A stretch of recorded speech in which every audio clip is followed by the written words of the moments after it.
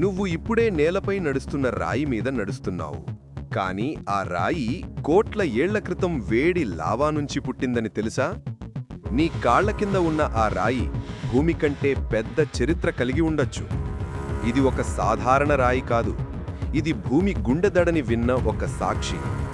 ఈరోజు మనం తెలుసుకుందాం, రాయి ఎలా పుట్టింది, ఇది ఎన్ని సంవత్సరాలు బతుకుతుంది, ఇంకా భూమి మీద మనుషులు లేనప్పటి రహస్యాల్ని రాళ్లు ఎలా దాచుకున్నాయో.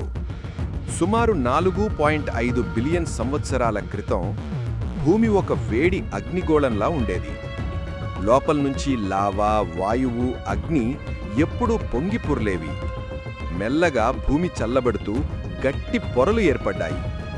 అదే మొదటి రాయి పుట్టిన క్షణం. ఇగ్నియస్ రాక్, అగ్నిపర్వతాల కడుపులో పుట్టిన మొదటి రాయి.